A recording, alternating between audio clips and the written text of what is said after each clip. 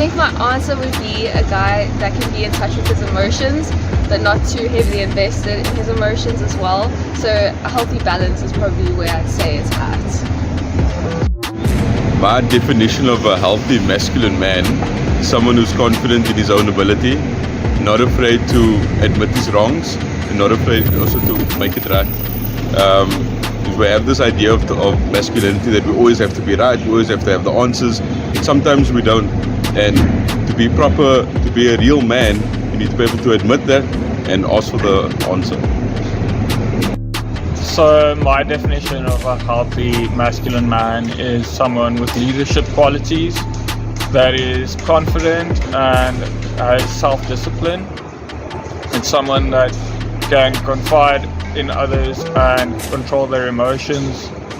It's someone that is vulnerable with the people in his life that matters, such as his family and close friends, but it is also someone that commands respect from others by the way that they portray themselves, behave and interact with others.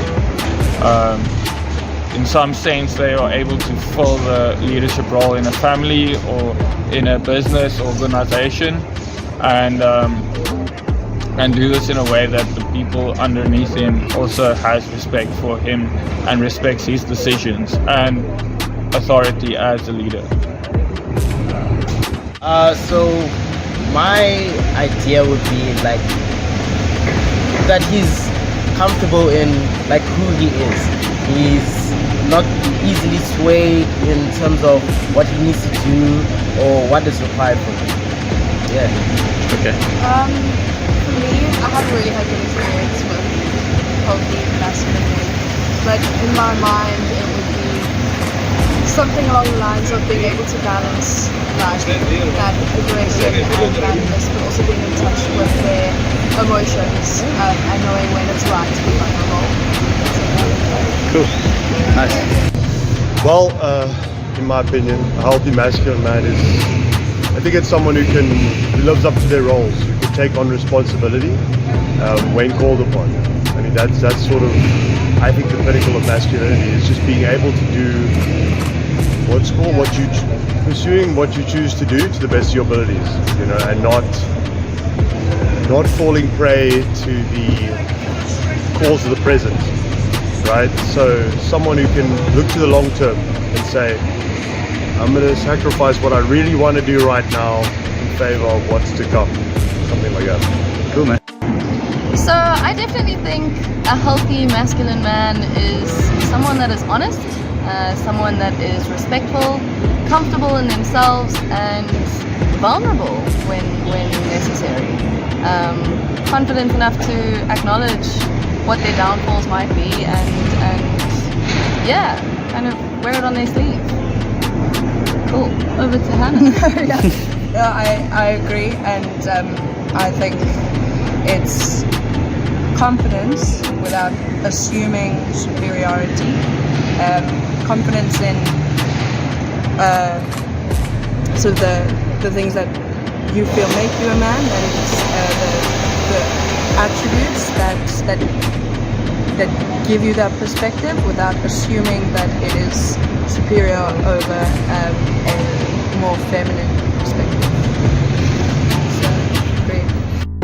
Hey guys, welcome back to my channel. Thank you very much for tuning into this video. I hope that it helped you to think about the idea of what defines a healthy masculine man. You know, while I was talking to all these people, specifically the women, a lot of them said to me, I've never thought about it before. And then I asked them, but how many relationships have you been in? And they were like, some of them were like, yeah, I know a few. And I was like, and you've never thought about what makes a healthy masculine man? You know, it's interesting because we're going out there, we're looking for love, we're looking for partners without considering really what makes that person healthy, what makes a masculine man healthy, or what makes a healthy masculine man, and vice versa, what makes a healthy feminine woman. I took a lot away from these conversations that I had with these people. It was very nice to talk with them, it was very nice to engage with them, and we had some really deep conversations. And I thought deeply about this, and I have some information that I've actually written down because some of it's actually from a mentor of mine. His name is Nakula. I'll post a link to his content down in the description below, and you can check him out. He's very, very epic when it comes to these types of dynamics and this type of information and stuff. Yes, so I added in some of my own opinions and my own experience with masculinity and being a man, and, you know, trying to be a man and trying to be healthy and all these things. So yeah, so to some people, we would think that a healthy masculine man is this almost like perfect man, you know. He does whatever we think a healthy masculine man would do. But unfortunately, that's not true. A healthy masculine man is not perfect. And he will never be perfect. He will have faults, he will have flaws, and he is prone to make mistakes and be a human. But that being said, a healthy masculine man is also honest. He's authentic and he's grounded in himself, understanding his humanness and relying on powers that are greater than himself to complement and support his weaknesses. Because as I said, no masculine man or healthy masculine man is perfect. So yes, having said that, the information that I really connected with from one of my mentors, Nakula, was that he broke masculinity down into 3 stages. And stage 1 being masculinity that comes from a place of trauma, insecurity, or false ego. In this first stage, this man's relationships will be turbulent, as this stage is all driven by selfishness. It's all about me, mine, and I here. You could call this stage the immature masculine stage. And then we get to stage 2, which is masculinity that is disciplined. The masculine force here will be a strong provider, a protector, and producer.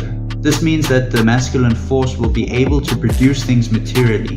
The masculine person or masculine force here can create a safe place for others in a material sense, but there's still like this tinge of materialism to this, because it's still all about me. People will follow this type of person because this person can provide, but they wouldn't be following this person solely based on a feeling of love or because of the love that this man holds. Because again, it's still tinged with this selfishness. And then that brings us to stage 3, which is what we would consider divine masculinity.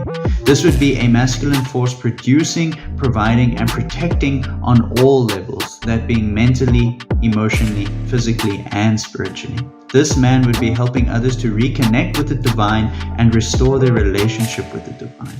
This man would be able to see everyone in relation to the divine, meaning that this man would be able to be in service to those around him, because he would ultimately be considering himself the servant of the world around him. Anyway, I hope you took something away from that. And let me know if you have any thoughts or comments. If you want to share what you would, how you would define a masculine man, a healthy masculine man, please do that in the comment section below. And yes, stay tuned for my next video.